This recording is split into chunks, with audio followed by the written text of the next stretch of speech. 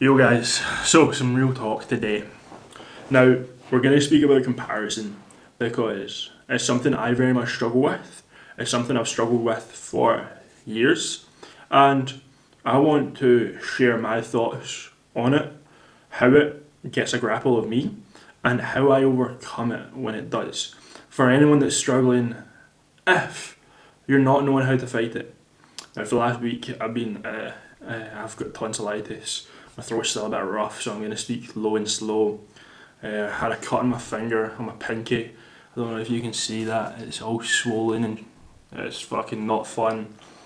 I ended up getting like an infection in my gums because my immune system has been down. Yeah, hell of a week. But I've not been able to do anything but really think and chill out because I was fighting a fever. So while I was ill, while I was thinking, I was pondering, um, comparison isn't just the thief of joy. Comparison is the greatest level of self-sabotage.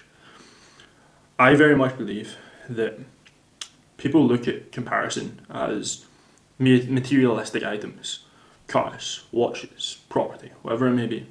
However, for me, it goes much, much deeper than that. It's connected far more to self-worth.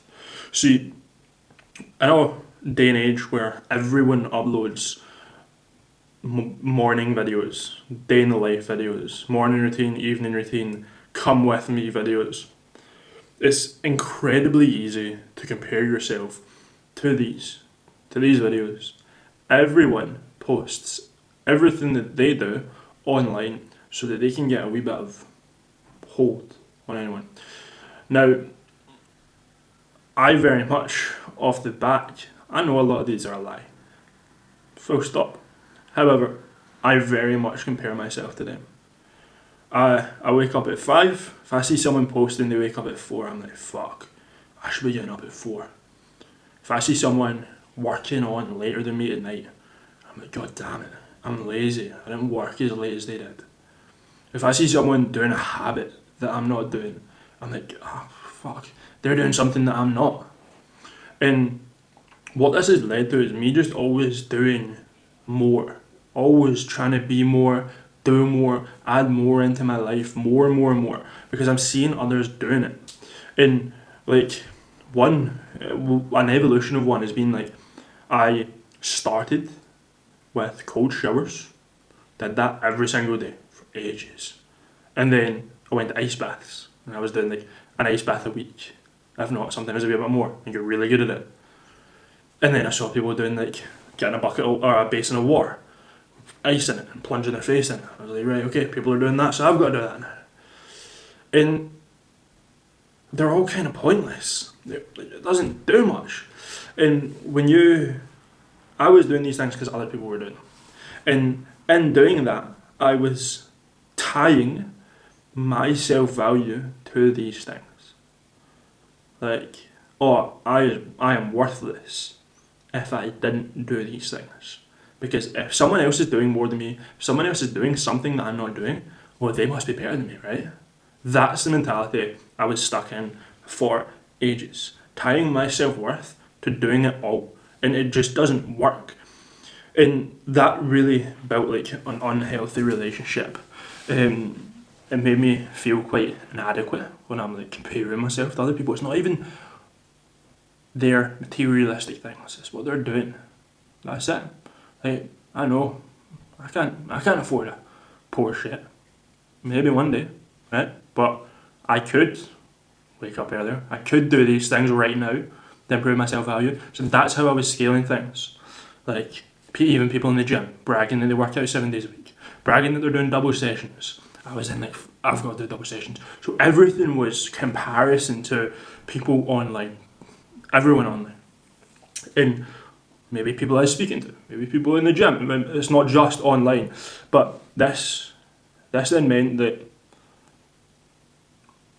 my self-worth was due to the actions I was doing and the disciplines I was doing each day. And if I didn't do those disciplines, and if I didn't try them, if I didn't stick to them, then my self-worth decreased. And that's not a nice place to be in. Because your goals may be different, your alignment might not be to get up at 4 or 5 a.m. in the morning. So I very much think that there's a couple of main points that I've figured out to get away from comparison, to move away from what you see people doing online and what you see others doing, and trying to figure out what it is you actually need to do. Like when I was ill, sitting on my couch, lying down, I felt guilty that I wasn't working. I wasn't out at my laptop. I wasn't serving my clients. I wasn't working out. I wasn't hitting my macros. I started to eat away at me. I actually started to get really, really stressed. Like I'm not doing anything. I'm not progressing. And I was like, right, okay, I'm gonna get up. I'm gonna start doing things, even though I felt like shit. And I fucking nearly fainted. And then I was like, right, okay, you need to rain check yourself here. You need to have a conversation with yourself. You're out. You need to sit down. You need to rest and recover because you're no good to anyone dead. So here's some main points that I implement, that I do every single day to get around this thought of comparison. And the first one is like, comparison's just a trap. Like, it's really easy to look at someone else's life and imagine yourself in their position, and then look at yourself in your current position and see that yourself is a shortfall. So number one is just remove those things. Like if you're seeing and comparing yourself to other people, remove them. Remove the social media. Like if it's friends, peers, anyone like that, just start muting them. You don't have to block them, you don't have to whatever, but just mute them so that you don't see them. Like just remove that comparison. That's really, really beneficial. Stop the thing that's making you anxious, right? And then move away from the idea of perfectionism. Like perfectionism is what I tied to a lot of my self-worth, and it actually ended up me getting very uptight about the things I was doing.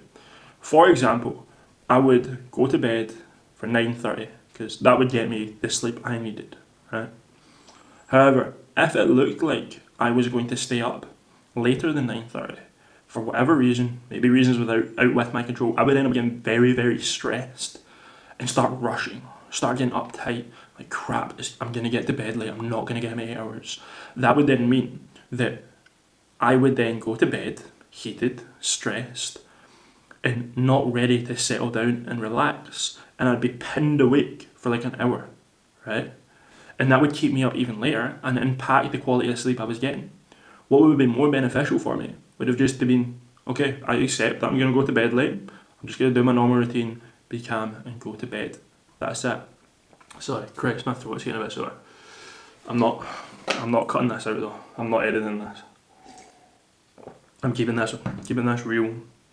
So, like, I was getting myself worked up and over tight about not being able to stick to this perfect routine. And if one thing goes wrong, or I fucked up, or I procrastinated, or I wasted time, I would then be like, fuck it. Like, okay, I've wasted 20 minutes, let's fuck the whole hour off. And like, what's the point in that? No, just like collect yourself, move on, and maybe something didn't go right, but what's your next step? If something goes wrong, the next step after that is always the most important one. So things are going to go wrong, you're going to be imperfect, and fuck ups are going to happen. How do you control them after that? Because you are only human, and you need to accept that, and then, okay, how can I then move forward? And then to that, the third point I would say being making sure that you have a goal and that you have a way of getting to that goal. So for goals, maybe it's like financial income. It's like, okay, you want to earn 7k a month. What has to be true for you to earn 7k a month? I want to finish a bulk in the next 4 weeks, right? What has to be true for you to finish the bulk in the next 4 weeks? Okay, I want to hit a certain weight cap. Okay, I have to eat a certain amount of food. Okay, I have to track my macros to hit that food. I have to work out. So like, you figure out the goal and then reverse engineer it. What has to be true to achieve that goal? If you can write down the goals and track the metrics it takes to get to that goal, you are going to get to that goal. And that's going to be extremely beneficial for not comparing yourself to others. Because they might be chasing other things. They might be in chapter 10, you might be in chapter 2. But if you've got your goals and you're moving towards them, it doesn't matter because you're on your own path. You're being yourself. You're working towards what it is you want to set. And this is something that I do. Like, I need to write down my goals, or write down those metrics I track every single day at the top of my notebook, my diary, so that I know that I'm moving forward and I'm not tying my self-worth to meaningless things. And the one that I've spent a lot of time doing wrong is allocating my time to the wrong things. And that steals your time. That's pointless. So if you have your goals and you know what they are clearly, you can then figure out what is the most important thing that you need to do, or what are the most important things you need to do to get there, and get rid of all the faff. Like, I think it's very, very interesting. Like, companies work like 9 to 5. The majority of people, if they're doing it correctly, probably don't need to work for that amount of time every day. Probably could work like 3 hours.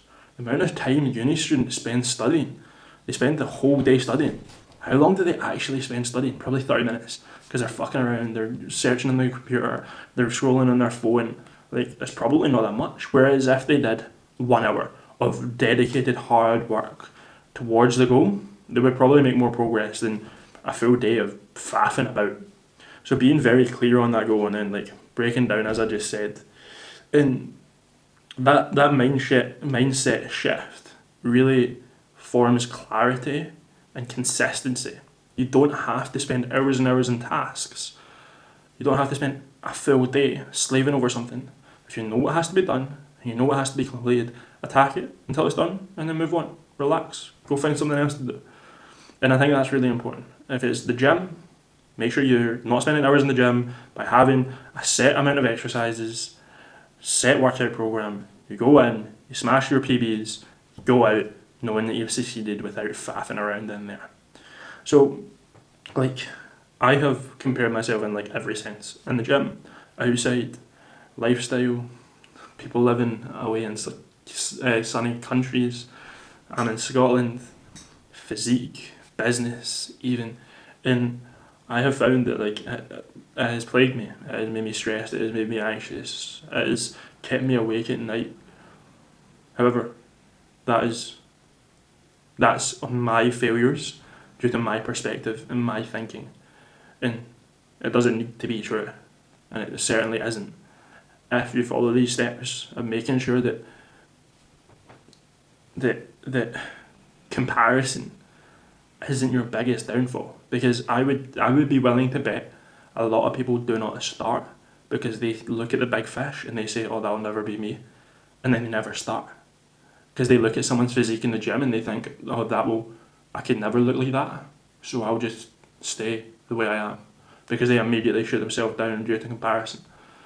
So make sure that the comparison doesn't burden you as it does me, and make sure that it's certainly something that doesn't stop you from ever starting.